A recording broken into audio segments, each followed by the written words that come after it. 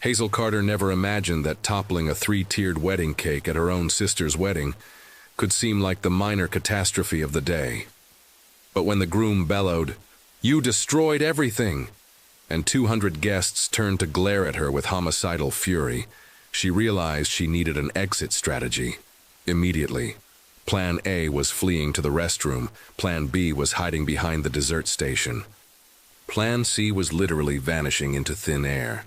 But since teleportation wasn't on today's menu, Hazel went with Plan D, slip into the first vacant chair she could locate and act like she'd been there all evening. The chair sat at a corner table, occupied by only one person, a man facing away, absorbed in his phone. Perfect. Hazel glided into the seat beside him with all the elegance of a ballet dancer. If ballet dancers were famous for catching their heels in their gowns and toppling their neighbor's champagne flute. "Pardon me, what precisely do you think you're doing?" The voice was deep, measured, and saturated with the kind of superiority that only accompanies multiple commas in your net worth. Hazel turned and nearly gasped. The man was absurdly handsome, the type who should come with a health warning about heart palpitations in unmarried women. Dark copper hair immaculately styled, a jawline that could slice crystal, and emerald eyes that examined her like she was a particularly bothersome mosquito. "I'm sitting?" Hazel attempted an innocent smile. "Last I checked, occupying chairs was still permitted. Not this chair." He indicated a small golden nameplate Hazel had overlooked. "Reserved, Blake Harrison plus guest." Well, fantastic. Blake Harrison, the youngest tech mogul on the West Coast. The man who'd transformed a college dorm room idea into a digital empire before his 28th birthday, and according to every business magazine, the most arrogant and unattainable bachelor in Silicon Valley. "Listen, I realize this appears strange, but I desperately need to remain here for just a few moments," Hazel whispered frantically. "It's a matter of social survival." Blake arched one flawlessly groomed eyebrow. "Social survival. I accidentally demolished the wedding cake, and the bridal table, and possibly the entire ceremony." Hazel gestured helplessly toward the mayhem she'd abandoned. "If I move from this spot, they'll spot me. And if they spot me, I'll have to explain why I stumbled while attempting to photograph the cake, why I spilled champagne on the bride's gown, and why the groom is currently coated in rose-colored frosting from scalp to shoes." Blake observed her for an extended moment, and Hazel experienced the unsettling sensation that he could penetrate her thoughts and wasn't appreciating the view. "And what exactly do you expect me to do about this predicament? Just pretend I'm your date? For maybe 10 minutes? Long enough for everyone to forget I exist?" Blake released a sardonic chuckle. "You want me, Blake Harrison, to pretend to romance a... Forgive me, what's your name again?" "Hazel Carter." "Hazel Carter," he repeated as if sampling particularly bitter medicine. "A total stranger who just confessed to destroying an entire wedding celebration. When you phrase it that way, it sounds considerably worse than it actually was." "Worse than it actually was?" Blake gestured toward the pandemonium still unfolding near the bridal table, where the bride was weeping, the groom was shouting, and 3 servers were attempting to extract pink frosting from the centerpieces. "Miss Carter, you converted what should have been the most joyous day of 2 people's lives into a confectionery battlefield." Hazel felt her cheeks flaming. "All right, when you phrase it that way, it sounds precisely as catastrophic as it actually was." Blake redirected his attention to his phone. "The answer is negative. Locate another table." "Please." Hazel grasped his arm, and it felt like touching heated marble. "I'm imploring you. I'll do anything. I'll compensate you." He regarded her as if she'd just proposed purchasing the moon. "You wish to compensate me? Miss Carter, I earn more in 60 minutes than most people earn annually." "Fine, not money. But I can provide other services. I'm a photographer, genuinely talented actually when I'm not demolishing weddings. I could photograph some event of yours complimentary." I employ an entire team of professional photographers. I cook. I have 3 personal chefs. I clean residences. I have a housekeeping staff. Hazel was growing frantic. I can sing. I could perform in your shower. Blake finally glanced up from his phone, and for an instant she swore she detected a flicker of amusement in his eyes. Perform in my shower? It was the first thing that entered my mind. Hazel buried her face in her palms. Wow, I'm pitiful. Yes, you are. And then to Hazel's absolute amazement, Blake sighed and pocketed his phone. 10 minutes, he stated. And you're going to pretend to be my girlfriend convincingly. No stuttering, stumbling, or mentioning your talent for demolishing weddings. Hazel blinked. Really? Really. But if you embarrass me in any manner, I personally escort you from this wedding and ensure all of high society knows exactly who Hazel Carter is and what she accomplished here today. Hazel's stomach plummeted. Being exiled from high society would be devastating.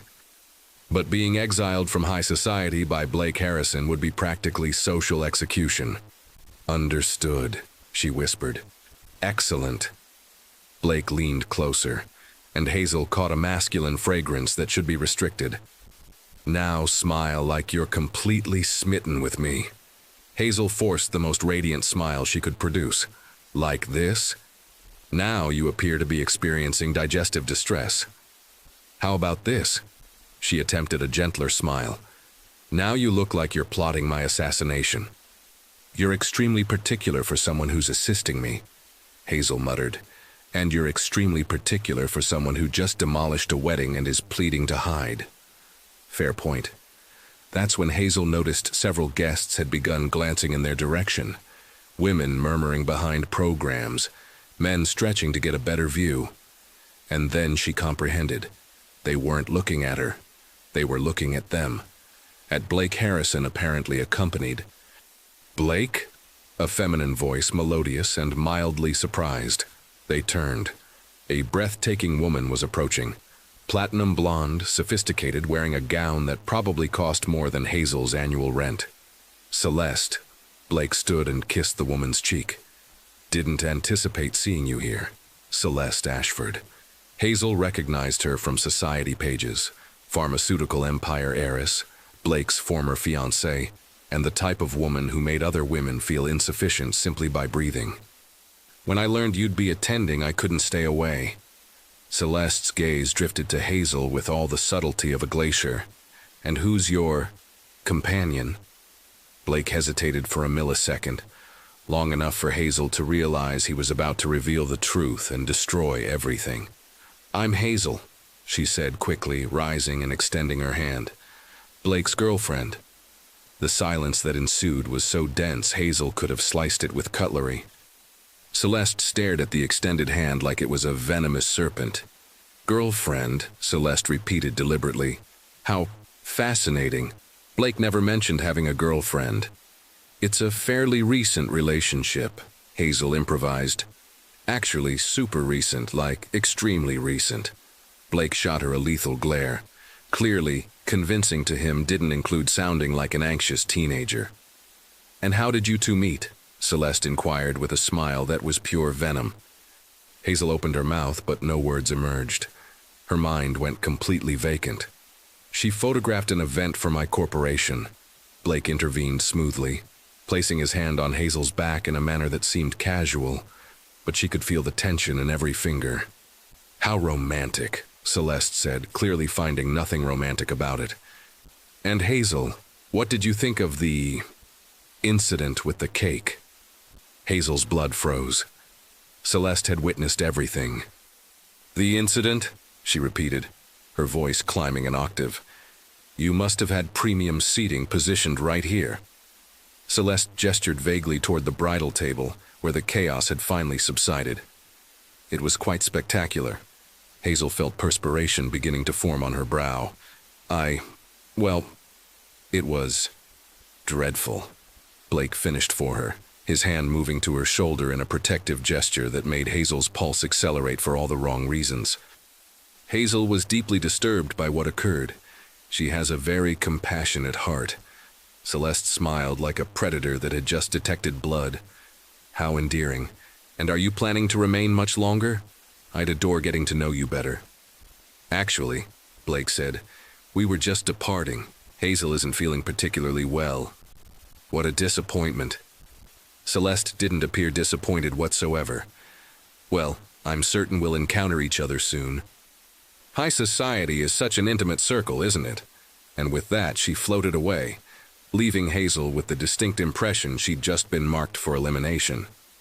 Congratulations, Blake murmured in her ear. You just became Celeste Ashford's primary target. She'll have discovered exactly who you are by tomorrow morning. Hazel stared at him in panic. And what does that mean? Blake smiled, but there was no warmth in his eyes. It means, my dear fake girlfriend, that your life just became very, very complicated. Hazel Carter always knew that one day her tendency to create disasters would land her in an impossible situation. She just didn't expect it would be at 26 years old, in a fancy coffee shop, signing a fake dating contract with the most arrogant man she'd ever met. Let me see if I understand this, she said, staring at the 3-page document Blake had placed on the table between them. You want me to pretend to be your girlfriend for 3 months? 2 events per week, mandatory attendance at business dinners, and accompaniment on trips when necessary. Blake stirred his espresso with surgical precision. In exchange, I pay off your student loans and fund your photography studio for the next 2 years. Hazel nearly choked on her coffee. My loans? How do you know about my student loans? Hazel, I don't go anywhere without being completely informed. You owe $43,000 in student loans. Your apartment is 3 months behind on rent. And your photography studio is 2 weeks away from eviction. Blake fixed her with those unnervingly penetrating emerald eyes. Am I correct? That's invasion of privacy. That's basic research, and it's also your lifeline. Hazel looked around the coffee shop, hoping someone would jump out of the shadows yelling it was a prank. But no, she really was sitting in a cafe that served $20 lattes, negotiating a fake relationship with a billionaire who had investigated her financial life in less than 12 hours. Why do you need a fake girlfriend? She asked. You're Blake Harrison. You must have women lined up outside your building. Exactly the problem. Blake leaned back in his chair, and Hazel tried not to notice how his suit fit perfectly across his shoulders. My board of directors is concerned about my emotional instability. Apparently, a single 30-year-old CEO is seen as an investment risk. That's ridiculous. It is, but it's also reality. And with Celeste back in town. He paused, running his hand through his hair. Let's say she doesn't take no for an answer. Hazel remembered the elegant and dangerous woman from the wedding. She's your ex? Ex-fiancé. Ex-fiancé, Hazel yelped, making several people turn around. She lowered her voice. You were engaged to her. For 2 years, we broke up 4 months ago. Blake avoided Hazel's gaze. Celeste has a tendency to not accept definitive endings. And you think a fake girlfriend will solve this? A serious, committed fake girlfriend who appears to have long-term potential. Blake leaned forward. Celeste only gives up when she has absolute certainty there's no hope. And my board needs to see stability. Hazel reread the contract, her mind processing the implications. 3 months is a long time to pretend to be in love with you. Thanks for the inspiring confidence. That's not what I meant. It's just, you're very difficult to tolerate for extended periods. Charming as always, Hazel. She ignored the sarcasm and continued reading. Here it says I need to dress appropriately for social events. What does that mean? It means you can't show up to gala events wearing jeans. I have dresses. Blake examined her critically from the sweater with a small hole in the elbow to the worn boots. I'm sure you do, and I'm also sure none of them cost more than $50. $50 is a lot of money for a dress. Hazel, the belt I'm wearing cost more than that. She stared at him. Seriously? Seriously. That's why the contract includes a clothing allowance. You'll need outfits, shoes, jewelry, basically a complete wardrobe. Hazel felt a mixture of excitement and terror. What if I can't do it? What if I do something wrong and embarrass you? You'll manage, Blake said with confidence she didn't feel. And if you don't, our agreement ends immediately. How motivating. I'm not here to motivate, I'm here to solve a problem. You're a problem that needs a solution, and I'm a solution that needs a problem. Hazel blinked. That made no sense whatsoever. The point is, we need each other. You need money, I need a girlfriend. It's a simple business transaction. Fake dating isn't exactly what I'd call simple. It will be if we follow the rules. Blake pointed to a section of the contract. No real emotional involvement, no romantic expectations, and definitely no falling in love. Falling in love? Hazel laughed. With you? Don't worry, that won't be a problem. Excellent.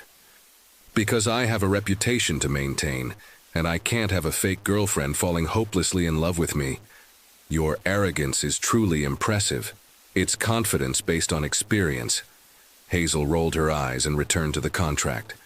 What if someone finds out it's fake? They won't if we do this right, but if they do... Blake grew serious. It would be ruinous for both of us. Define ruinous. For me, it would mean losing the board's trust and possibly control of the company. For you, it would mean being permanently banned from elite social circles and, considering Celeste has connections throughout the creative industry, probably the end of your career as a photographer. Hazel's stomach dropped. That's blackmail. No, that's reality.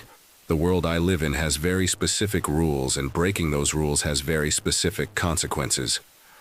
Hazel looked out the window, watching normal people living normal lives without fake dating contracts and threats of social destruction. Her life used to be simple. Chaotic, yes, but simple. I need time to think. You have until tomorrow at 9 a.m. Celeste is hosting a charity dinner tomorrow night, and she expects to see me there, with a girlfriend. What if I say no? Blake shrugged. Then I find someone else, and you find a way to pay your debts and save your studio. Alone. Hazel bit her lip. $43,000 was a lot of money. More money than she'd see in years working as a freelance photographer. And her studio, it was her dream, her passion, her only chance to do something that really mattered. If I agree, she said slowly, how are we going to make this look real? Leave that to me. I know how this game works. What if I don't know things a girlfriend should know? Like your favorite food or where you grew up, or... We'll study each other, like homework. Homework? Hazel laughed despite herself. You want to turn fake dating into a school subject? I turn everything into an organizational system. That's how I function. At that moment, Blake's phone rang. He looked at the screen and his face hardened. Celeste, he muttered and answered. Hello? Hazel could hear a feminine voice on the other end, speaking rapidly. Of course we'd love to come, Blake said, looking directly at Hazel. Hazel is excited to meet your friends. Hazel's eyes widened. He was accepting invitations for both of them, without even knowing if she'd agree to the contract? Great. See you tomorrow. He hung up. You just accepted an invitation for both of us, Hazel said slowly. Charity dinner tomorrow at 8. What if I don't sign the contract? Blake smiled, and it wasn't a kind smile. Then you'll have to explain to Celeste Ashford why you lied about being my girlfriend. Hazel stared at him. You've put me in an impossible situation. I offered a solution to your problems. What you do with that offer is your choice. Some choice. Accept or have my life ruined. Welcome to my world, Hazel. Here, all choices have consequences. Hazel grabbed the contract and folded it. I'll think about it. Don't overthink it. Overthinking never solved any problem. She stood to leave, but stopped. Blake? Yes? Why me? I mean, you could have chosen any woman. Why choose someone who clearly doesn't belong in your world? Blake was quiet for a long moment, studying her with those penetrating eyes. Because, he said finally, all the women in my world want something from me. Money, Status, connections. You're the first person who seems genuinely not to want to be near me.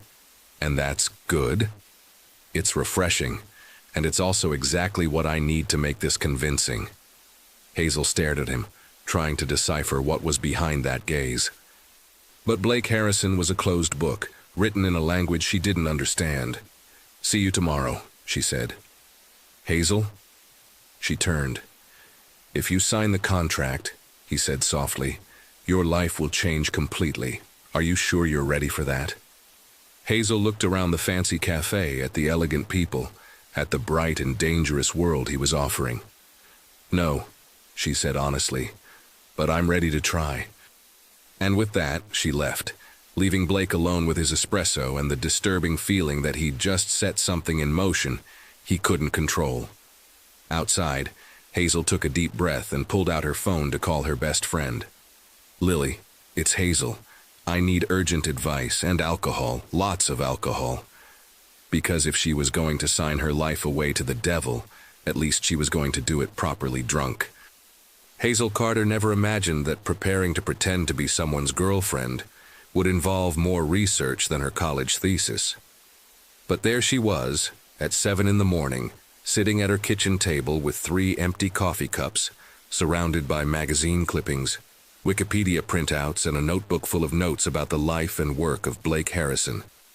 Born in Chicago, inherited the company at 25 when his father died, transformed a mid-sized software company into a tech empire, she mumbled, rereading her notes for the 10th time.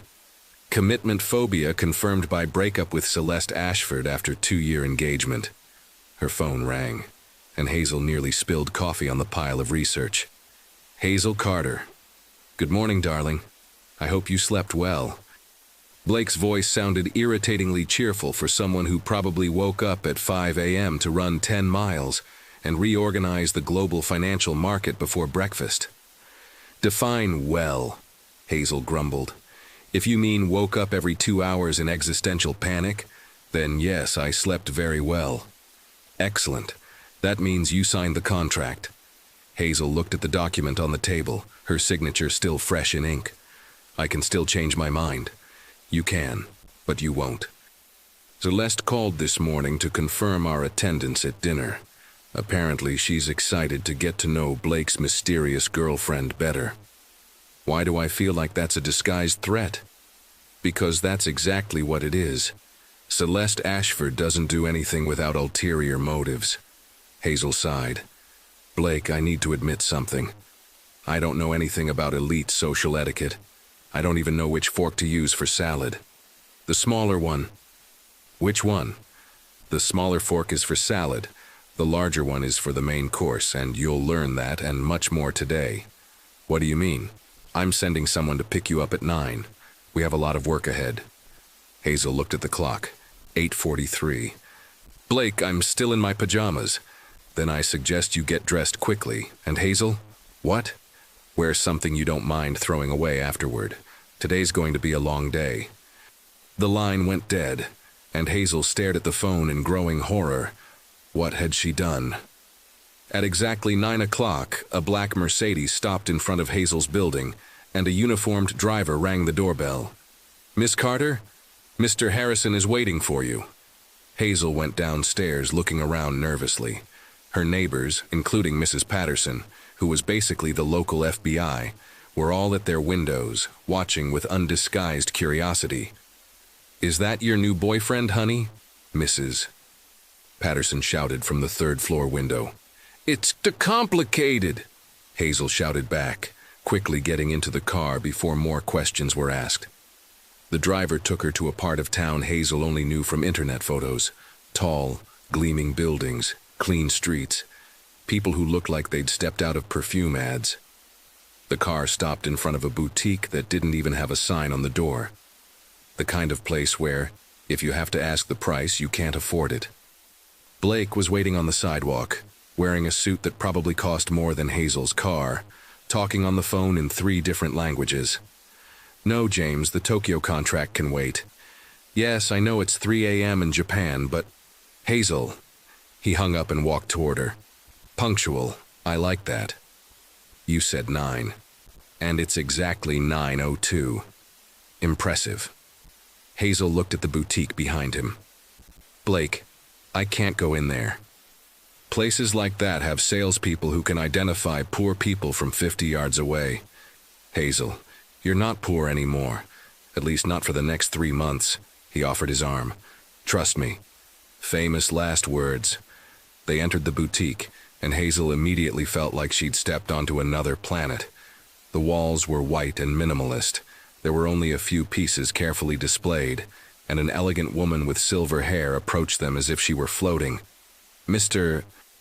Harrison, the woman said with a smile that radiated expensive professionalism. What a pleasure to see you again. Margot, this is Hazel Carter. We need a complete wardrobe for social events. Margot examined Hazel with X-ray eyes, cataloging every centimeter from her worn jeans to her sweater with a tiny hole.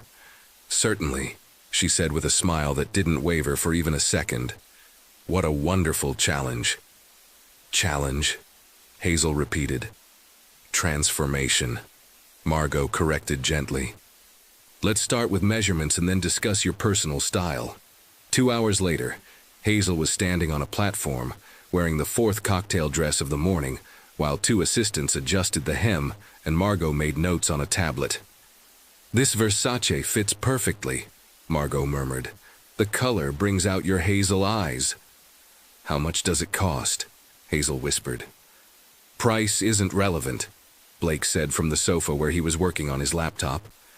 What matters is whether you feel confident wearing it. Hazel looked at herself in the mirror.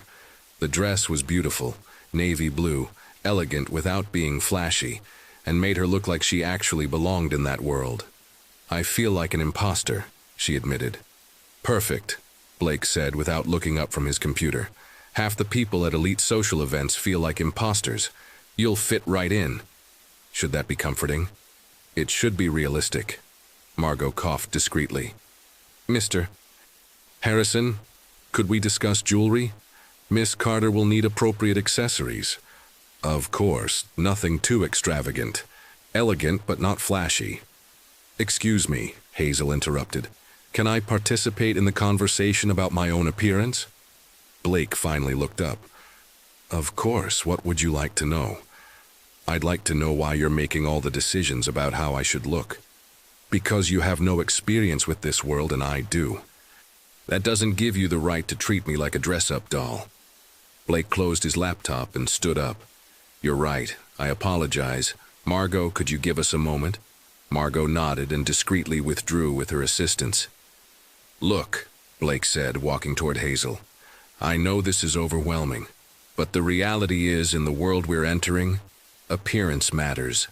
A lot. People will judge you before you even open your mouth. That's horrible. It is. But it's also reality. And if we're going to make this work, you need to look the part. Hazel sank into a chair, suddenly feeling exhausted. Blake, what if I can't do this? What if I embarrass you? You won't. How can you be so sure? Blake was quiet for a moment, studying her face. Because despite all your chaos and clumsiness, you have something most people in my world don't have. What? Authenticity. You're real, Hazel, and that's exactly what we need to make this convincing. Before Hazel could respond, Blake's phone rang. He looked at the screen and frowned. Celeste again, he muttered, answering. Hello? Hazel could hear a sugary voice on the other end, speaking rapidly. Tonight? I thought dinner was tomorrow. Blake looked confused. I see. Yes, of course we can make it. Hazel will be thrilled. He hung up and looked at Hazel with an expression that made her stomach drop. What? She asked. Change of plans. Celeste moved up the dinner. It's tonight. Tonight? Hazel squeaked. As in today tonight? In 6 hours to be exact.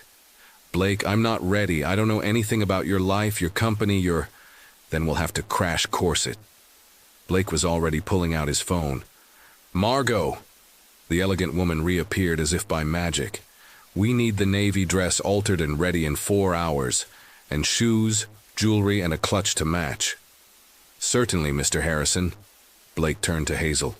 We'll spend the next 3 hours preparing.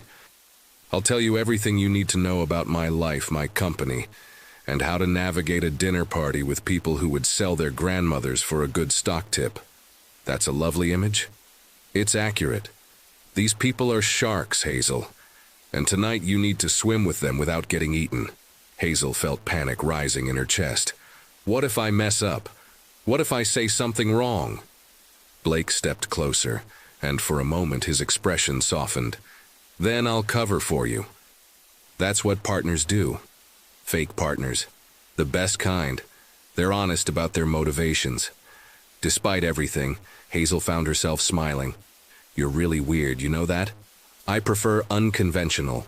No, definitely weird. Blake smiled back, and for just a second Hazel saw something genuine behind all that arrogance, something that made her pulse quicken in a way that had nothing to do with panic. Come on, he said, offering his hand. Let's turn you into high society material.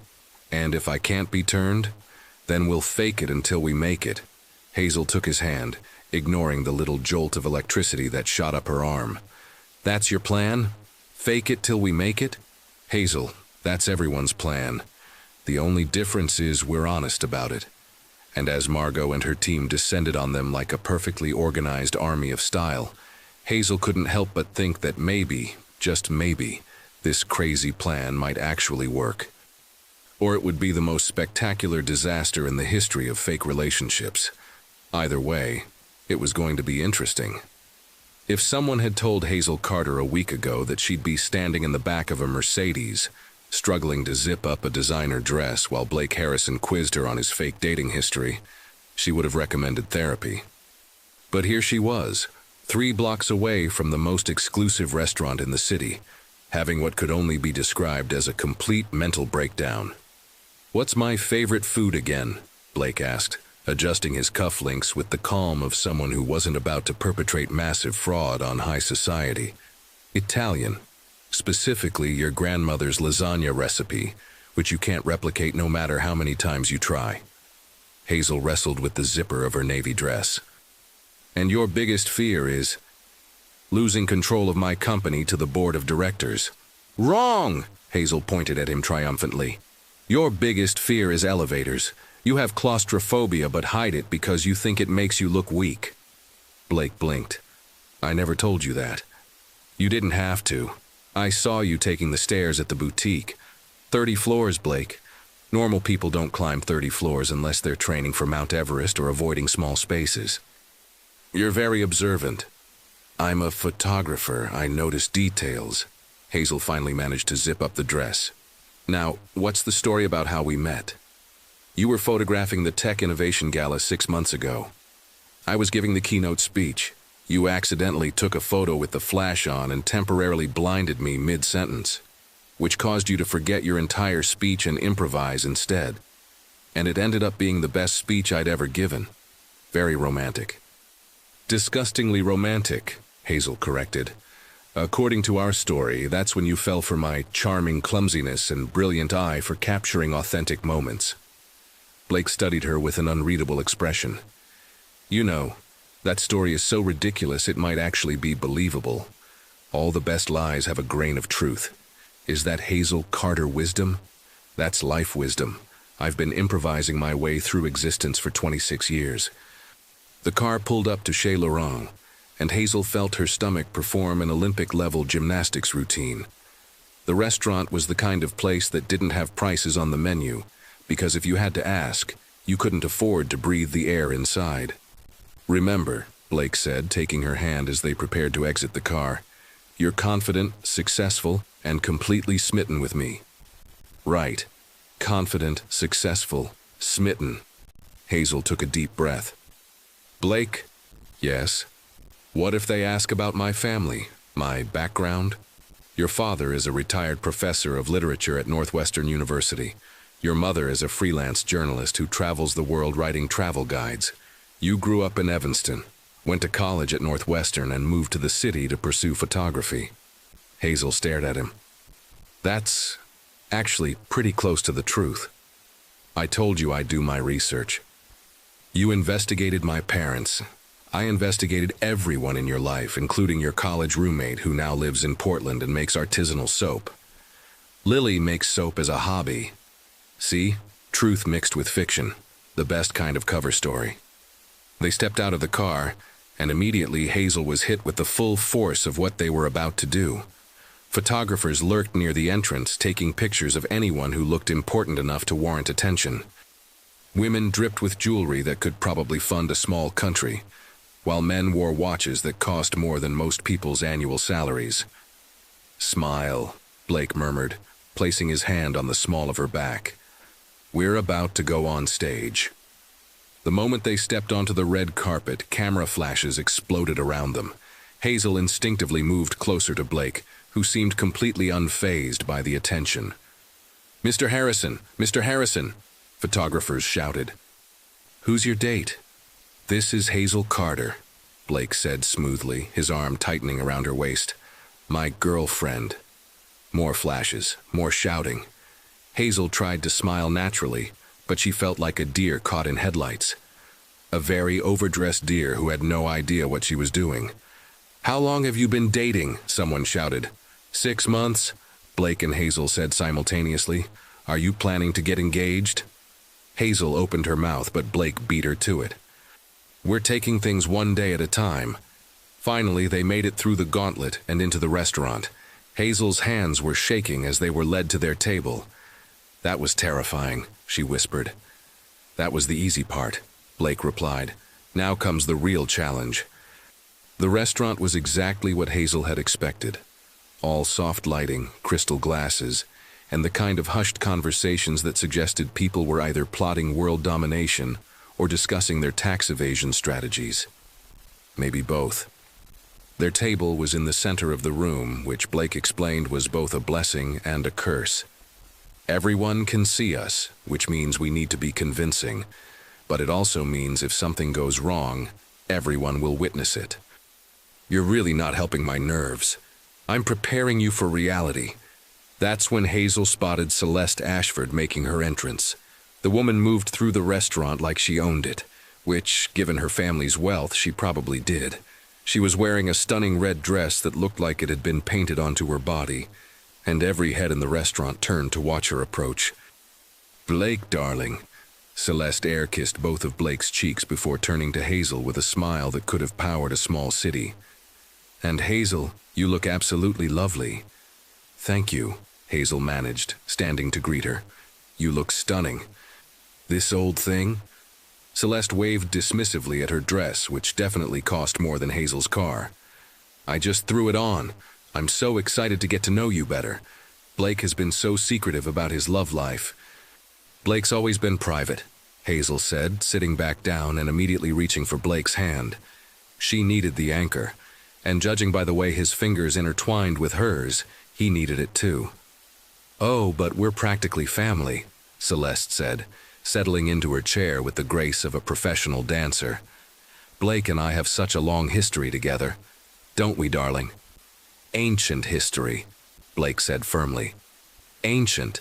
2 years isn't that long ago." Celeste turned to Hazel with apparent innocence. "Has Blake told you about our engagement party? It was absolutely magical. We had it at my family's estate in the Hamptons. 300 guests, a string quartet, champagne flowing like water." Hazel felt Blake's hand tighten around hers. "That sounds lovely," she said carefully. It was, until Blake decided he wasn't ready for marriage. Celeste's smile never wavered, but her eyes turned to ice. "Such a shame. We were perfect together." "If we were perfect together, we'd still be together," Blake said with deadly calm. "Oh, but people change, don't they? Mature, realize what they've lost." Celeste's gaze shifted to Hazel. "Tell me, Hazel, what is it you do for work?" "I'm a photographer." "How creative. And do you make enough to support yourself with that?" The question hung in the air like a loaded weapon. Hazel felt every eye at nearby tables turning toward them, sensing drama. "Photography has been very good to me," Hazel said, lifting her chin. "I've been fortunate enough to work with some amazing clients. Including Blake's company, I hear. How convenient to mix business with pleasure." "Actually," Blake interjected. Hazel's work speaks for itself.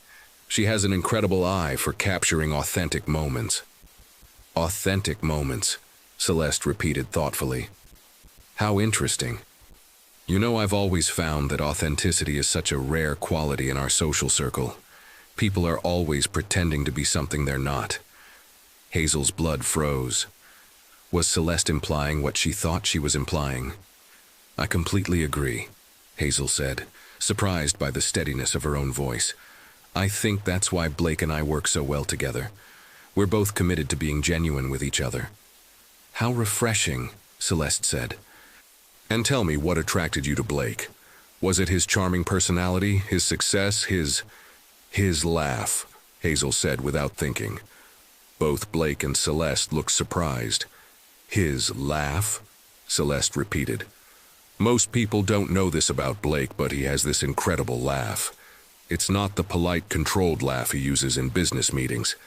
It's this genuine, surprised sound, like he can't believe something actually amused him.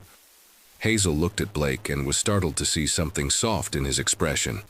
The first time I heard it, I knew I wanted to hear it again. The table fell silent. Celeste's perfectly composed mask slipped for just a moment, revealing something raw underneath. I never heard Blake laugh like that, she said quietly. Maybe you never said anything funny enough, Hazel replied gently. Blake's hand squeezed hers, and she realized she'd just delivered what might have been the perfect response. Not cruel, not boastful, just honest. The waiter chose that moment to approach with menus, breaking the tension. As they ordered, Hazel noticed other diners watching their table with undisguised interest. Word was spreading that Blake Harrison was here with his new girlfriend, and people were hungry for information. So Hazel, said Marcus Webb, a tech mogul who joined their table uninvited. Blake tells me you're quite talented. What kind of photography do you specialize in? Portraits, mainly. I like capturing people in unguarded moments. Unguarded moments, Marcus mused. That must give you quite an insight into people's true nature. People are always more interesting when they think no one's watching, Hazel agreed. And what have you learned about Blake? Celeste asked with apparent casualness. Hazel felt the entire table lean in slightly. This was clearly some kind of test. I've learned that he's nothing like what people expect, she said slowly. Everyone sees the successful businessman, the tech genius, the billionaire. But Blake is also someone who keeps a photo of his parents on his desk 20 years after they died. Someone who remembers the name of every employee in his company. Someone who donates anonymously to literacy programs because he believes everyone deserves access to knowledge. She paused, realizing she was speaking from her research, but also from observations she'd made today. He's someone who would climb 30 flights of stairs rather than admit he has a weakness. And someone who thinks buying a $50,000 belt is normal, but gets genuinely excited about finding a good taco truck. Blake was staring at her with an expression she couldn't read. Around the table, people were nodding approvingly. Taco trucks? Marcus laughed. Blake, you never told me about your street food obsession. There's a lot you don't know about me, Blake said, his eyes still on Hazel. Apparently so, Celeste said, and for the first time all evening she sounded genuinely thoughtful rather than calculating. The rest of dinner passed in a blur of conversations about business, charity events, and social gossip. Hazel found herself relaxing slightly as she realized that most of these people were just as insecure and eager to impress as anyone else. They just had more expensive clothes to hide behind. But as the evening wound down and they prepared to leave, Celeste made one final move. Blake, darling, could I speak with you privately for just a moment? She asked sweetly. Hazel felt panic spike in her chest. This was it. Celeste was going to corner Blake and somehow expose their entire charade. Of course, Blake said, standing. Hazel, would you mind waiting by the car? I'll just be a moment. As Blake walked away with Celeste, Hazel made her way toward the exit, her mind racing. What was Celeste saying to him? What if she'd figured out they were faking? What if she'd found some hole in their story? She was so lost in thought that she didn't notice the reporter approaching until it was too late. Miss Carter, Sarah Mitchell from Celebrity Weekly. Could I ask you a few questions about your relationship with Blake Harrison? Hazel's mouth went dry. We're just trying to have a quiet dinner. How long have you been dating? Are you living together? What's it like dating one of the most eligible bachelors in the country? More reporters seemed to materialize from nowhere, surrounding Hazel with cameras and microphones. She looked desperately toward the restaurant, but Blake was nowhere to be seen. Is it true you're from a middle-class background? How has Blake's family received you? Are there wedding plans? The questions came faster and faster, and Hazel felt like she was drowning. This was exactly what Blake had warned her about. If she said the wrong thing, their entire charade would collapse. She started, then stopped, realizing she had no idea what to say. That's when she felt a strong arm wrap around her waist. Sorry I'm late, sweetheart. Blake's voice was calm and controlled as he appeared beside her. Ready to go home? The reporters immediately turned their attention to him, but Blake was already guiding Hazel toward their car with practiced ease. Mr. Harrison, can you confirm you're in an exclusive relationship? Hazel and I prefer to keep our private life private, Blake said smoothly, helping Hazel into the car. Thank you for understanding. He slid in beside her and immediately told the driver to go. As they pulled away from the curb, Hazel realized she was shaking. That was terrifying, she said. You did fine, Blake assured her. You didn't say anything that could hurt us. Only because you showed up when you did. What did Celeste want? Blake was quiet for a long moment.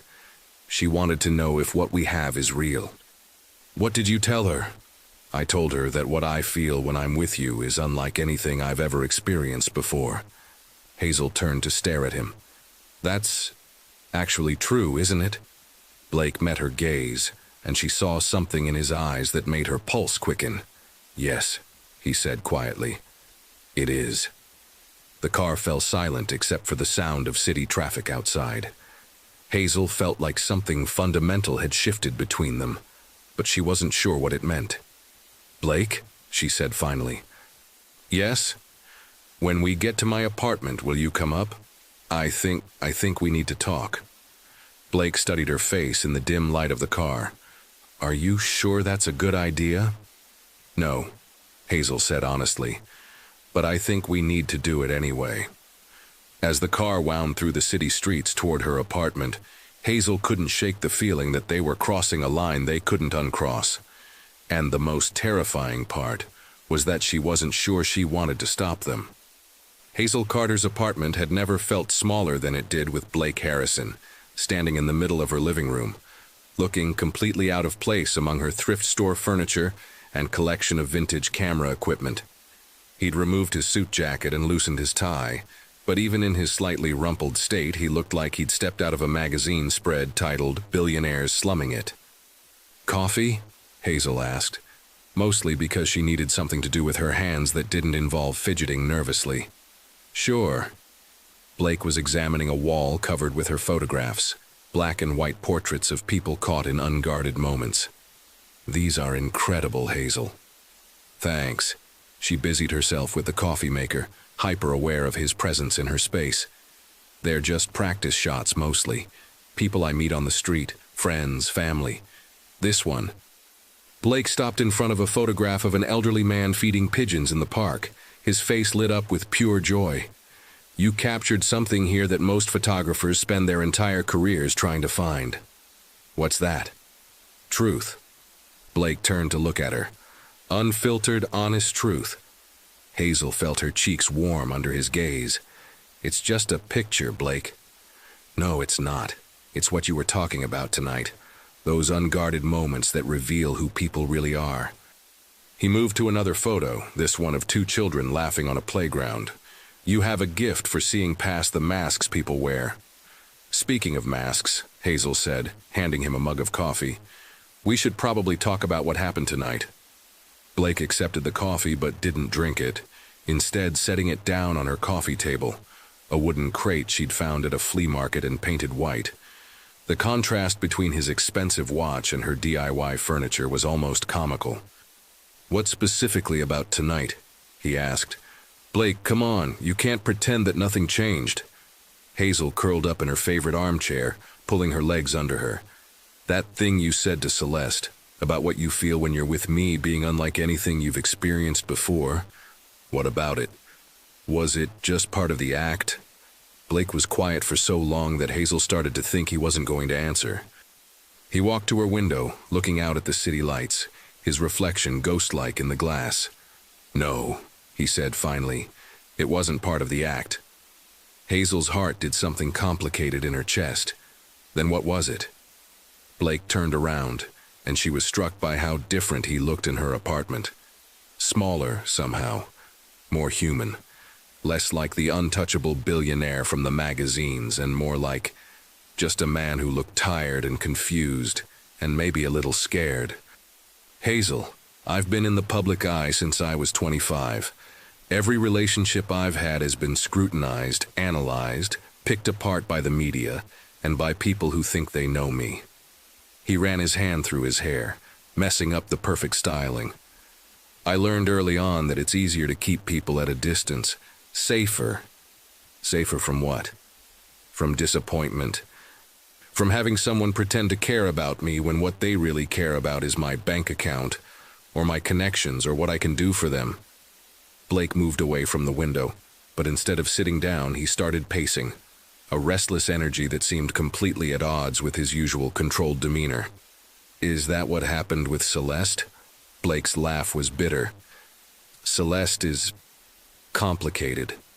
We grew up in the same social circle, dated on and off through college. Everyone expected us to end up together, our families, our friends, the media. It seemed logical. Logical? Hazel repeated. That's a terrible reason to get engaged to someone. Is it? In my world, most marriages are business arrangements anyway, mergers of wealth and influence. Blake stopped pacing and looked at her. I thought I could make it work. I thought logic and compatibility were enough. But they weren't. No, they weren't. Blake sat down on her couch, looking suddenly exhausted. The night before our engagement party, I realized I was about to commit to spending the rest of my life with someone I didn't actually know. We'd been together for 2 years, but I couldn't tell you what made her laugh, what she was afraid of, what she dreamed about when she thought no one was listening. Hazel felt something twist in her stomach. So you called it off? I tried to. But Celeste doesn't take no for an answer. She convinced me to wait, to think about it, to give it more time. The engagement party happened, the announcement was made, and I felt like I was trapped in a life that belonged to someone else. What changed? Blake looked at her directly, and Hazel felt the intensity of his gaze like a physical touch. I met someone who asked me about my laugh. The words hung in the air between them, loaded with meaning that neither of them seemed quite ready to acknowledge. Blake. Hazel started, but he held up a hand. Let me finish. Tonight, when you told Celeste about my laugh, you described something that no one in my life has ever noticed. Not my ex-fiancé, not my friends, not my business partners. You've known me for 3 days, and you see things about me that people I've known for years have never seen. Maybe they just weren't looking hard enough. Or maybe you're the first person who was actually interested in looking. Blake leaned forward, his elbows on his knees. Hazel, what I said tonight wasn't part of the act. Being with you, even pretending to be with you, feels more real than any relationship I've ever had. Hazel set down her coffee mug with shaking hands. That's really dangerous, Blake. I know. We have a contract, rules. This is supposed to be a business arrangement. I know. If we cross this line, we can't uncross it. I know. Blake stood up and walked toward her chair. But I think we might have already crossed it. Hazel looked up at him, her heart hammering against her ribs. When? For me? The moment you grabbed my arm at that wedding and asked me to help you hide. Blake's voice was soft, almost wondering. You were the first person in years to need something from me that wasn't about money or power or connections. You just needed help. That's not... That's not romantic, Blake. That's just desperation. Is it?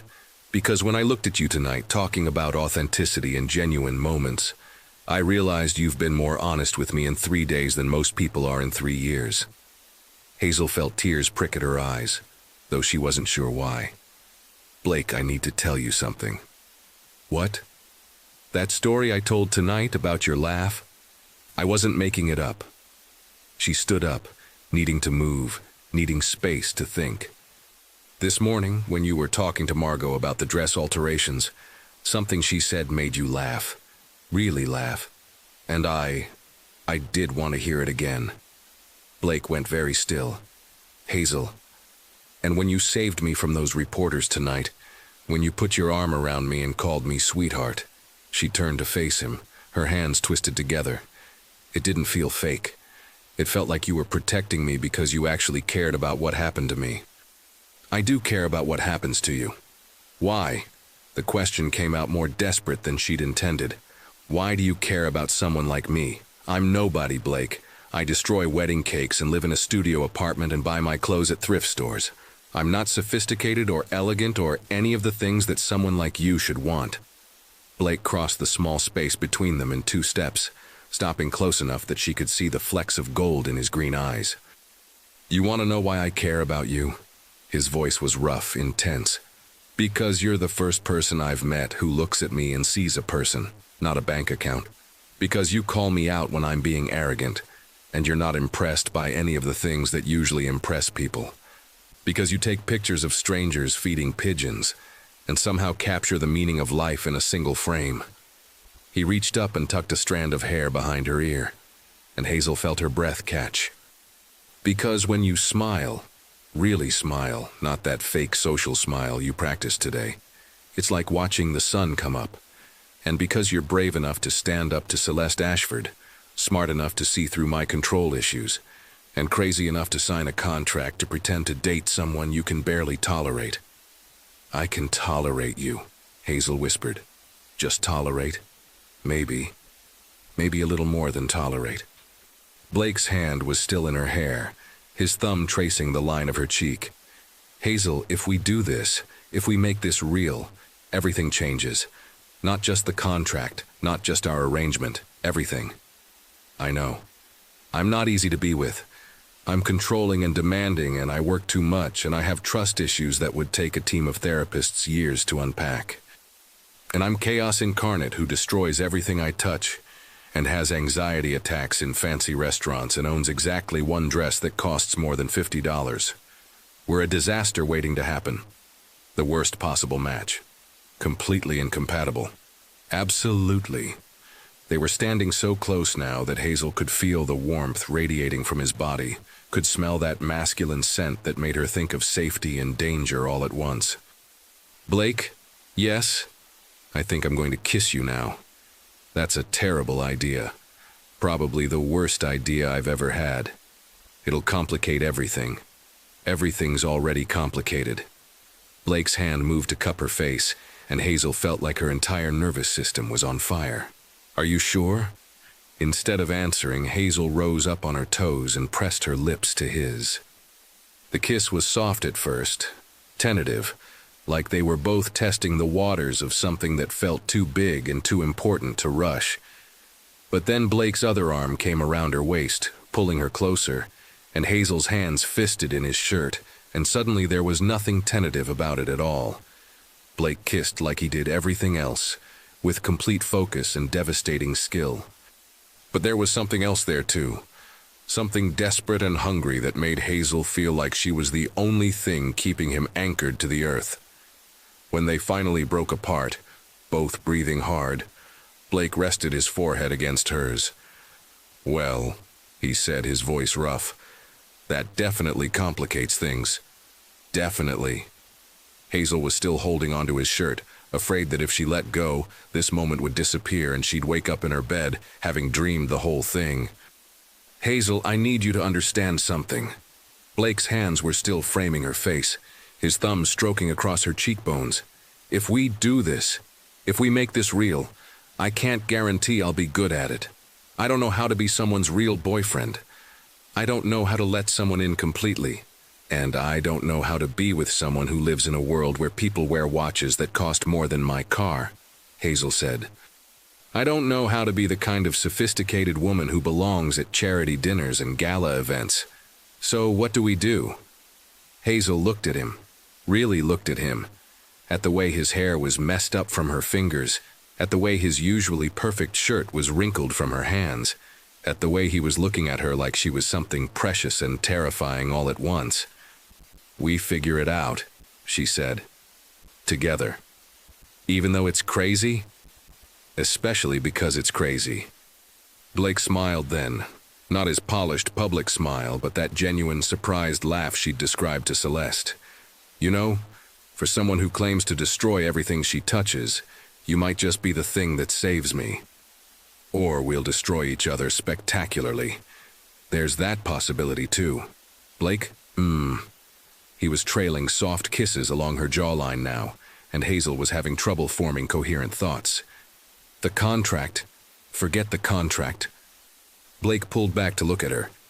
We'll write a new one, with completely different terms.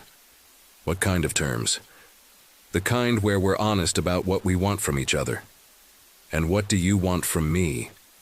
Blake was quiet for a moment, his green eyes serious. Everything, he said finally. I want everything, Hazel. Your chaos, your laugh, your terrible coffee, your brilliant eye for truth. I want to wake up to your camera equipment scattered all over my apartment and go to sleep, listening to you tell me about whatever disaster you created that day. Hazel felt tears gathering in her eyes again. That's a lot to want from someone you've known for 3 days. I know. Is it too much? Probably. Hazel reached up and traced the line of his jaw. But I want the same things. I want to learn all your tells when you're stressed about work. I want to be the person who makes you laugh until you forget to be controlled and perfect. I want to take pictures of you when you think no one's looking and capture all the parts of yourself you hide from the world. That's terrifying. Absolutely terrifying. Blake kissed her again, slower this time, like they had all the time in the world to figure out what they were doing. So, he said against her lips, I guess this means we're really doing this. I guess we are. No more fake dating. No more pretending. Just us. Just us. Blake pulled back and grinned at her, and Hazel felt her heart do something acrobatic in her chest. You know, he said, I think this might be the most honest conversation I've ever had with anyone. Well, Hazel said, smiling back at him, I did tell you I was good at capturing authentic moments. That you did. Blake kissed her forehead. So what happens now? Now you help me figure out how to explain to the world that our fake relationship just became very, very real. Any ideas? Hazel looked around her tiny apartment, at her second-hand furniture, and her wall of photographs, and her entire life that was about to change in ways she couldn't even imagine. Not a single one, she said. But I'm pretty sure it's going to be interesting. Blake laughed, that real, genuine laugh she was already addicted to, and pulled her close again. Interesting, he agreed. That's one word for it. Outside her window, the city sparkled with lights and possibilities, and Hazel couldn't help but think that sometimes the best things in life came from the most spectacular disasters. Even if those disasters started with wedding cakes and fake dating contracts, and ended with falling in love with someone who was supposed to be completely wrong for you. Especially then. 3 weeks later, Hazel Carter was learning that being in a real relationship with Blake Harrison was infinitely more complicated and wonderfully chaotic than their fake one had ever been. She was also learning that billionaires, despite having access to the best of everything, made terrible coffee and had absolutely no idea how to operate a normal person's washing machine. Blake, you can't put cashmere in with the regular clothes, Hazel called from her tiny kitchen, where she was attempting to make breakfast while Blake tried to help by doing laundry. The result so far had been one shrunken sweater, one accidentally pink shirt, thanks to a rogue red sock, and one very frustrated tech mogul who was used to having staff handle such mundane tasks. The machine has settings, Blake protested from the bathroom where her washer and dryer were crammed into what used to be a closet. I can figure out settings. That's what you said about the coffee maker yesterday. The coffee maker is unnecessarily complicated. Blake, it has 2 buttons. On and off. There was a suspicious silence from the bathroom, followed by what sounded like muffled cursing. "Everything okay in there?" Hazel asked, trying not to laugh. "Define okay." Hazel abandoned the egg she was scrambling and went to investigate. She found Blake standing in front of her washer, looking like a man who'd just discovered that all his degrees from Harvard and MIT were useless against domestic appliances. "What did you do?" "I may have overloaded it." Hazel peered into the washer, which was filled to the brim with what appeared to be every piece of clothing Blake owned, all tangled together in a sudsy mess. "Blake, this is a compact washer. It's meant for like 3 shirts at a time, not your entire wardrobe." I was being efficient. You were being ridiculous. Hazel started pulling clothes out of the machine, trying not to think about how much Blake's wardrobe probably cost. "Why didn't you just take everything to the dry cleaner like you usually do?" Blake was quiet for a moment, and when Hazel looked at him, she saw something almost shy in his expression. "Because I wanted to do normal things," he said. "With you, in your apartment, like a normal couple." Hazel felt her heart do that fluttery thing it had been doing a lot lately, 3 weeks in, and Blake could still surprise her with moments of unexpected sweetness. "Blake Harrison, tech genius and billionaire extraordinaire, wants to do laundry in my closet-sized bathroom because it's normal?" When you put it like that, it sounds ridiculous. "It is ridiculous." Hazel stood on her tiptoes and kissed him softly. "It's also really sweet." Blake wrapped his arms around her, pulling her close despite the fact that they were both now slightly damp from the overflowing washer. "I love you," he said, and Hazel's heart did more than flutter. It practically performed a full Broadway musical number. They'd been saying it to each other for a week now, but it still felt new and surprising every time, like discovering you could fly, or that chocolate could actually make you live longer. "I love you too," she said against his lips, "even though you're terrible at domestic tasks. I'm learning. You flooded my bathroom. It's a learning curve." Before Hazel could respond, her phone rang from the kitchen. Blake groaned as she pulled away to answer it. "This better not be another reporter," he muttered. The media attention since their relationship had become public knowledge had been intense. Apparently, Blake Harrison dating a normal person was the kind of story that sold magazines and generated clicks. Hazel had been photographed more in the past 3 weeks than in her entire previous life combined. "Hello?" she answered without looking at the caller ID. "Hazel, darling, it's Margot from the boutique. I have some rather urgent news." Hazel's stomach dropped. "What kind of urgent news?" "Well, it seems that a certain someone has been telling people some rather interesting stories about your relationship with Mr. Harrison." Hazel looked at Blake, who had gone very still. "What kind of stories?" "The kind that suggest your romance might not be as authentic as it appears." Hazel felt the blood drain from her face. "Who's saying this?" "I probably shouldn't say over the phone, darling, but I thought you should know that there are some rather persistent rumors circulating. You might want to discuss this with Mr. Harrison." The line went dead, and Hazel stared at her phone with growing dread. "What's wrong?" Blake asked immediately. "Margot says someone's spreading rumors about us, about our relationship not being real." Blake's expression darkened. "Celeste." "You think?" "I know." Blake ran his hand through his hair. A gesture Hazel had learned meant he was stressed and trying not to show it. "She called me yesterday." "What? Why didn't you tell me?" "Because I didn't want you to worry about something I thought I could handle." Hazel felt a familiar spike of irritation.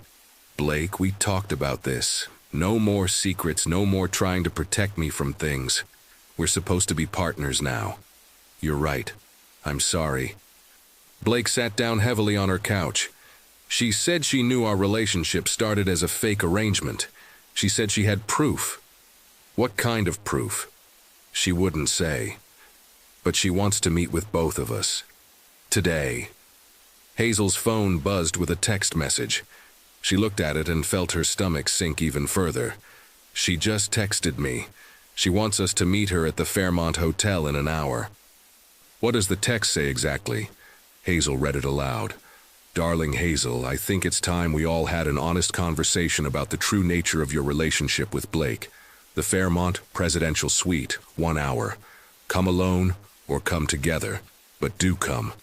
The alternative would be so unpleasant for all of us. XOXO, Celeste. Blake stood up abruptly and started pacing, which Hazel had learned was his version of a panic response. She can't prove anything, he said, more to himself than to Hazel. There's no way she could know about the contract. Unless someone told her. Who would? Blake stopped pacing. The restaurant. Someone at the restaurant that first night must have overheard something. Or maybe she just put the pieces together. I mean, it was pretty sudden, Blake. We went from never having been seen together to being madly in love in the span of one evening. Plenty of couples have whirlwind romances. Not couples where one person is a billionaire and the other is a struggling photographer who destroyed a wedding cake. Blake looked at her sharply. Is that what you think? That we're so obviously mismatched that no one would believe we could fall in love? I think we're different enough that someone like Celeste, who knows you really well, might be suspicious. Hazel. Blake crossed the room and took her hands. I need you to know something. Whatever Celeste says, whatever she claims to have as proof, it doesn't change anything between us. What we have now is real. I know that.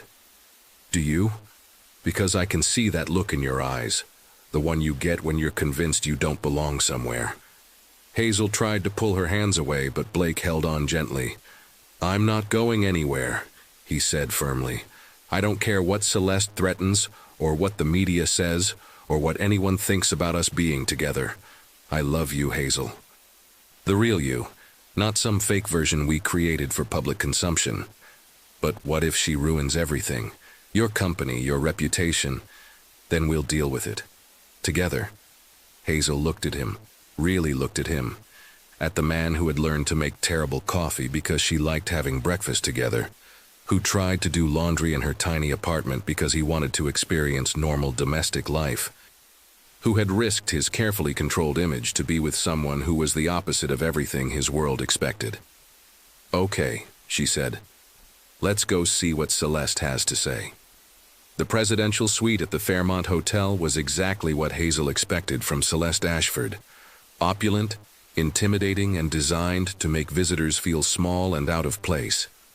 Floor-to-ceiling windows offered a spectacular view of the city, while priceless artwork adorned the walls, and fresh flowers filled crystal vases on every surface. Celeste herself was positioned strategically near the windows, wearing a white designer dress that probably cost more than most people's monthly salary. She looked like a goddess of vengeance, beautiful and terrible, and absolutely certain of her own power.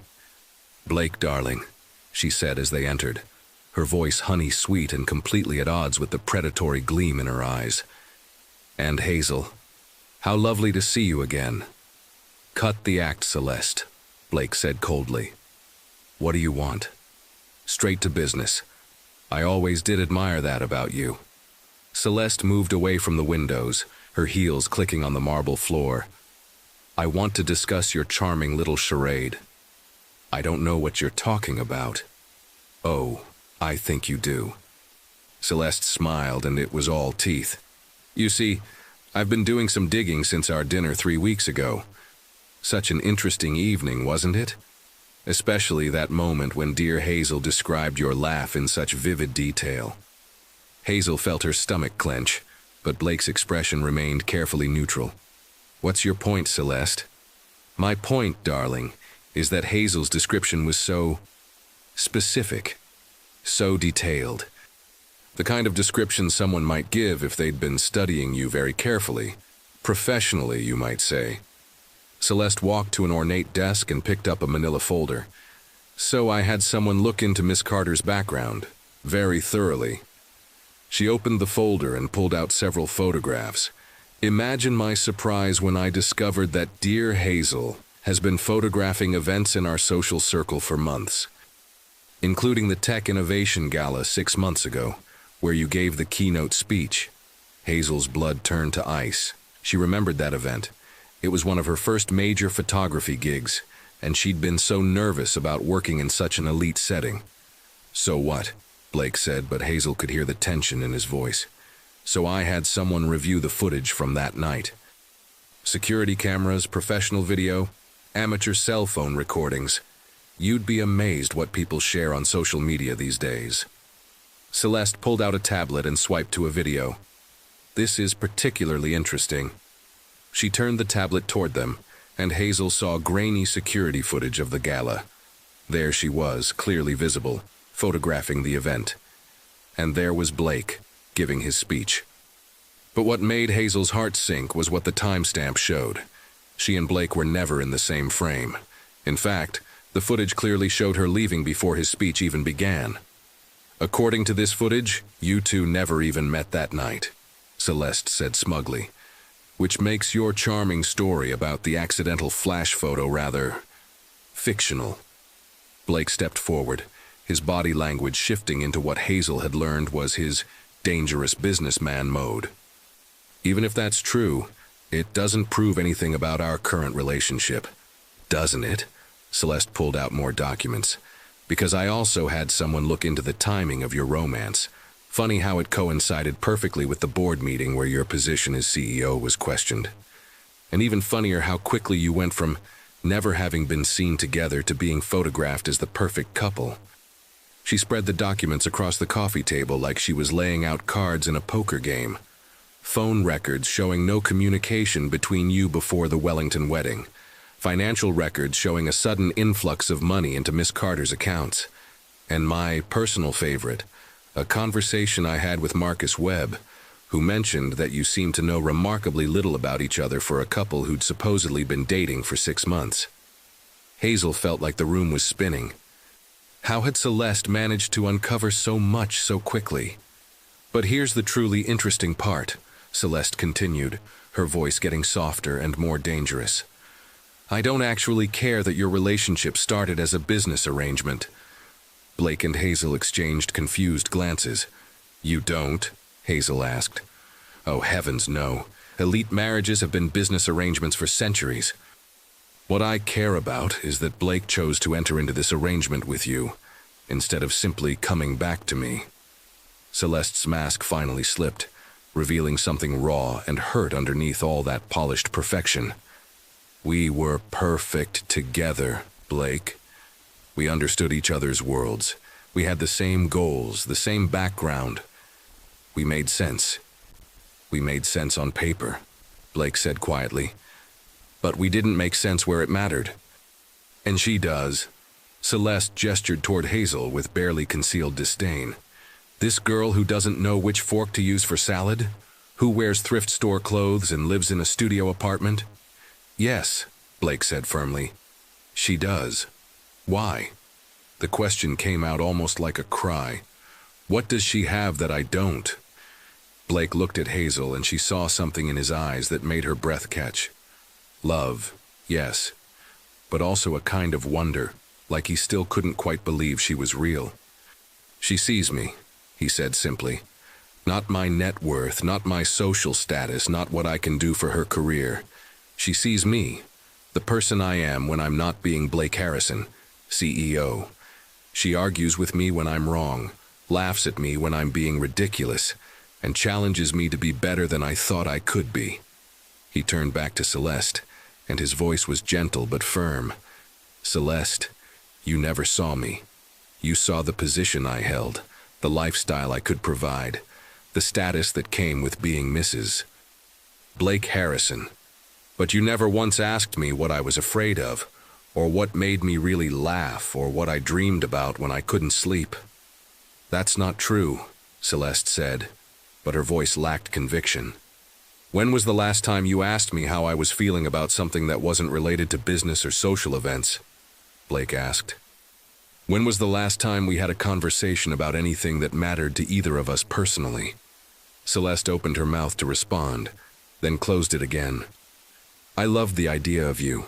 Blake continued. The stability, the logic, the way our life together looked on paper. But I never loved you, Celeste. And you never loved me. We loved what we represented to each other. Hazel watched as Celeste's carefully constructed composure finally cracked. For just a moment, she looked like what she was, a woman who had lost something she thought belonged to her and didn't understand why. So what now? Celeste asked, her voice smaller than Hazel had ever heard it. You're going to choose her over everything? Over your position, your reputation, your place in society? If I have to, yes. But you don't have to, Hazel said suddenly. Both Blake and Celeste turned to look at her. I mean, Hazel continued, her heart pounding. Yes, our relationship started as a business arrangement. And yes, there are probably people who will think we're an unlikely match. But so what? She stood up, feeling steadier than she had all day. Celeste, you can release all this information if you want.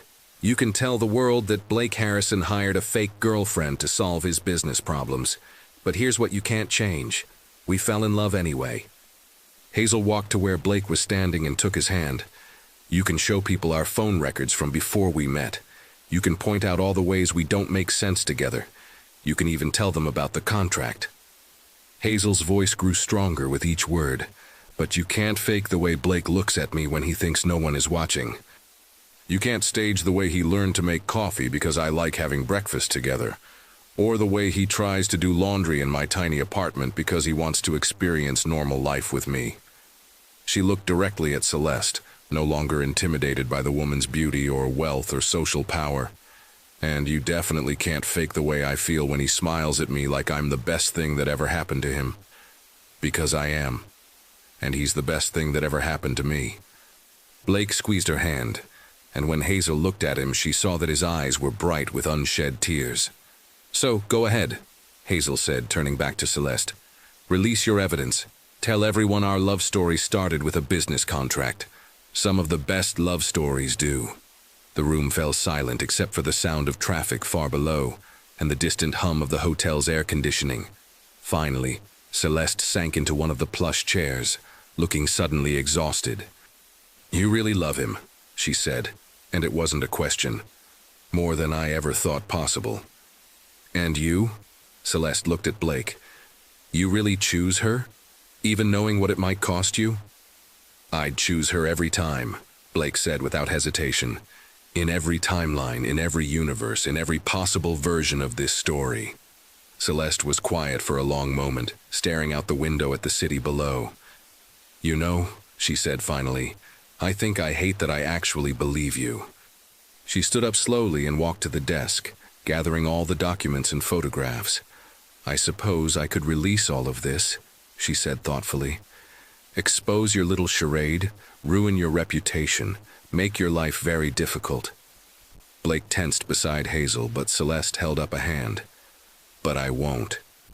Why not? Hazel asked. Celeste smiled, and for the first time since they'd known her, it looked genuine. Because, my dear, you just gave me the most valuable gift anyone has ever given me. What's that? The truth. About Blake, about our relationship, about why it never worked. Celeste walked toward them, her earlier venom replaced by something that looked almost like gratitude. I spent 2 years trying to force something that was never real. I convinced myself that logic and compatibility were enough, that love was just a romantic notion for people who didn't understand how the world really worked. She stopped in front of them, looking at their joined hands. But watching you two together, seeing the way you look at each other, I realized what I was missing, what we were missing. Celeste looked up at Blake. I never loved you, Blake. I loved the idea of us. And you're right, I never really saw you. Celeste. No, it's okay. It's actually liberating. She smiled again, and this time it reached her eyes. I deserve someone who looks at me the way Blake looks at you, Hazel. And I'm never going to find that person if I'm still clinging to something that was never real to begin with. Celeste walked to the window and tossed all the documents into the fireplace. With a flick of her lighter, she set them ablaze. Consider this my wedding gift to you, she said, watching the papers burn. Whenever you get married, that is. And you will get married, won't you? Because if you don't, I'll have to come after you both for making me believe in true love again." Blake laughed, that real surprised laugh that Hazel had fallen in love with, and pulled Hazel closer. "Actually," he said, reaching into his pocket, "I was hoping to discuss that very topic." Hazel's heart stopped as Blake dropped to one knee, pulling out a small velvet box. "Blake," she breathed, "what are you doing?" "Something I should have done weeks ago." He opened the box, revealing a stunning ring that somehow managed to be both elegant and understated. Exactly her style. "Hazel Carter, I know we started this relationship under false pretenses. I know I hired you to be my fake girlfriend because I was too much of a coward to deal with my real problems." Tears were streaming down Hazel's face now, but she didn't care. "But somewhere between that first disastrous wedding and this moment, you became the most real thing in my life. You taught me that love isn't something you can logic your way into or out of. You showed me that the best relationships aren't the ones that make sense on paper. They're the ones that make sense in your heart." Blake's voice cracked slightly, and Hazel could see that his hands were shaking. "I love your chaos and your terrible coffee and the way you see beauty in things other people overlook. I love that you call me out when I'm being an arrogant jerk and that you're not impressed by any of the things that usually impress people. I love that you make me want to be a better man, not a richer or more successful man, but a better human being." He took a shaky breath. "Hazel Carter, will you marry me? For real this time?" Hazel looked down at the man kneeling in front of her. This brilliant, complicated, wonderful man who had started as her fake boyfriend and somehow become her whole world, and felt her heart overflow with so much love she thought she might burst from it. "Yes," she said, laughing and crying at the same time. "Yes, of course, yes." Blake slipped the ring onto her finger with shaking hands, then stood up and kissed her like his life depended on it. Hazel kissed him back, pouring all her love and joy and amazement into that single moment. From somewhere behind them, Celeste was applauding. "Well," she said when they finally broke apart, "I have to admit that was beautifully done. Very romantic. Much better than Blake's first proposal." Blake laughed, keeping his arms wrapped tightly around Hazel. "I never actually proposed to you, Celeste. Our parents just announced our engagement at a dinner party." "Exactly my point. This is how it should be done." Celeste gathered her purse and walked toward the door. "I'll leave you two to celebrate, and Hazel?" "Yes?" "Take care of him. He's not as strong as he pretends to be." "I will." "And Blake?" "Yeah?" "That girl is the best thing that ever happened to you. Don't you dare take her for granted. Never." With that, Celeste left, closing the door softly behind her. Blake and Hazel stood alone in the opulent suite, holding each other and staring at the ring sparkling on Hazel's finger. "So," Blake said finally, "that went better than expected." "Much better." Hazel looked up at him. "Though I have to ask, how long have you been carrying that ring around?" Blake had the grace to look embarrassed. "Since the day after our first real kiss." "Blake, I know, it was completely presumptuous and probably crazy, but..." He cupped her face in his hands. "I knew. From that moment, I knew you were it for me. I knew I wanted to spend the rest of my life trying to deserve you." "You already deserve me," Hazel said softly. "We deserve each other, all of it. The chaos, the complications, the completely improbable way we found each other. Even though I'm terrible at domestic tasks, even though you flooded my bathroom this morning, even though you destroyed a wedding cake, even though I'm probably going to destroy a few more things before this is all over." Blake laughed and spun her around, both of them giddy with joy and relief and the sheer impossibility of their happy ending. "I love you, Hazel Carter, soon to be Hazel Harrison."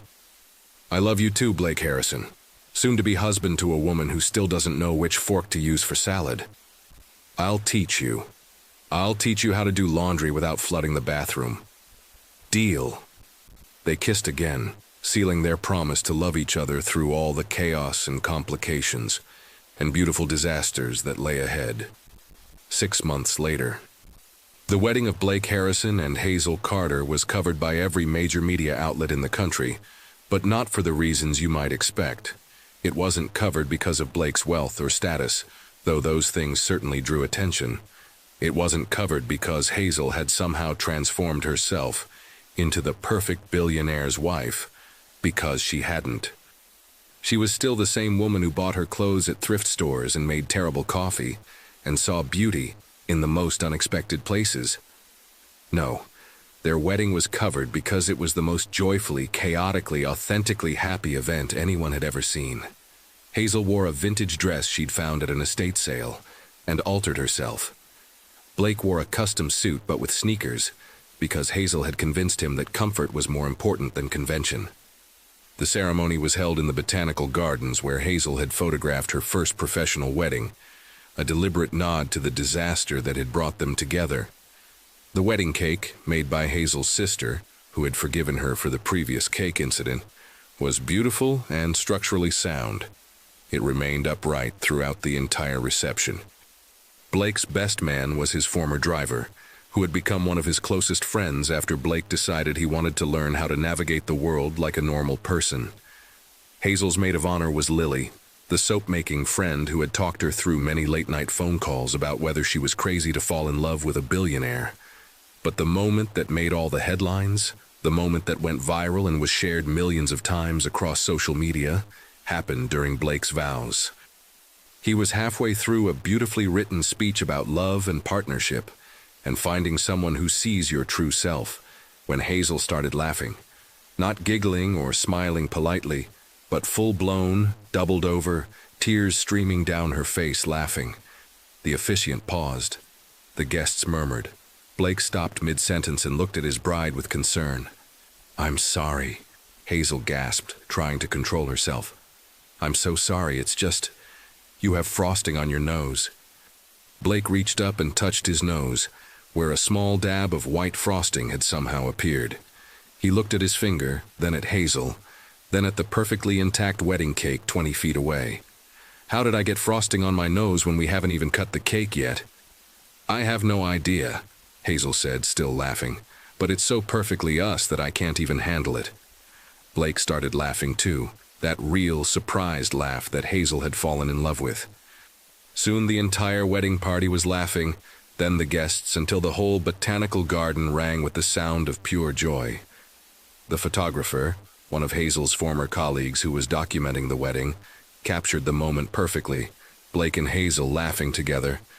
Blake with frosting inexplicably on his nose, both of them radiating so much happiness that it seemed to light up the frame.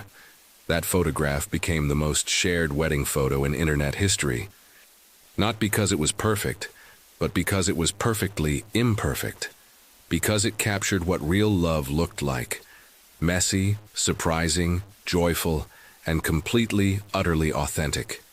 The caption that accompanied the photo, written by Hazel herself, read simply, "Sometimes the best love stories start with the biggest disasters, and sometimes the most beautiful moments are the ones that make absolutely no sense at all."